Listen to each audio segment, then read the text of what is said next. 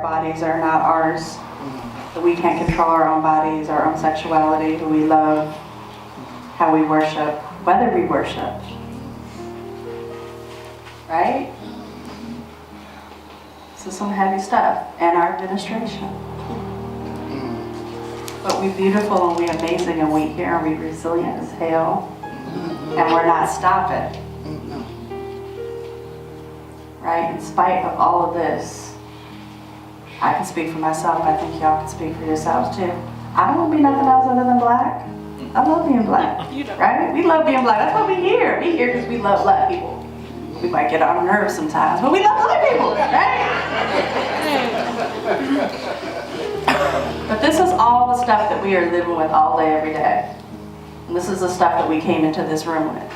And this is the stuff that we're living with through this weekend. And this is why y'all are here.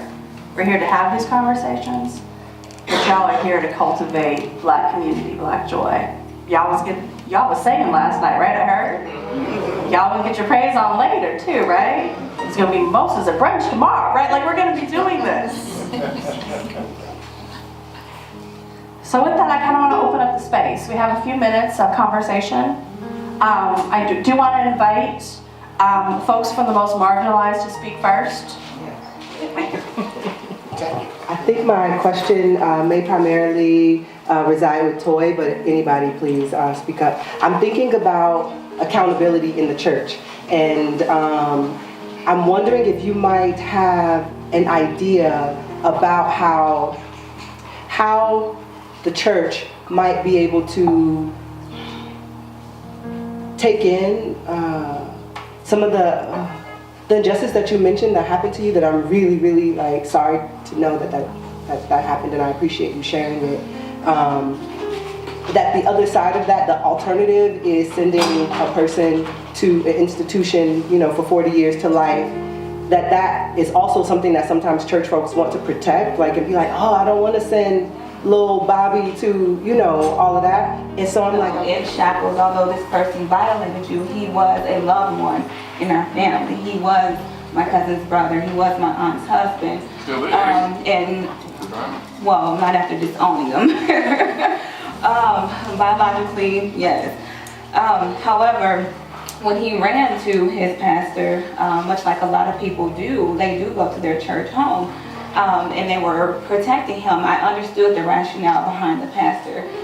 We teach our kids very early on that they don't have power over their bodies when we force them to kiss Uncle Mike or give Auntie, sugar a hug. If your child says no, they don't want to hug somebody or kiss someone, respect their personal boundaries just as you would want yours respected. That's right. Allow them to have a voice. And we need to have real issues about real talks on sexual repression. Sexual repression is big in the black community, black church, and that comes from, again, racism and slavery, and the black body being inferior to the white body. And so we want to show that we're not the sexual stereotypes, so we go the other way. We don't talk about sex. And so the church needs to be held responsible for, and I view homophobia as sexual violence too. It is poison in the church, and it runs rampant. We don't talk about it. But again, we need to hold the church responsible, and that just means that we no longer stay silent. You mentioned our whole lives training. Yeah. Which is that something that Blue has really been talking about recently is taking the OWL curriculum and making it culturally competent for Black and Brown and POC youth. And so you'll be hearing more from us about that in the coming months. Question, how do you reconcile the Black church, since that's what we're talking about here, protecting, say, someone who can do something like that, yet turn against folks who are LGBT, LGBT. I don't, how do we reconcile that? Especially of people especially of suffering people. When you look at the history of Black folks, all that we've gone through and not being able to, whether you understand or not, but being able to kind of be there for that community, but we can be there for other communities. And I'm guessing it's that the sex part that we're uncomfortable with, you know?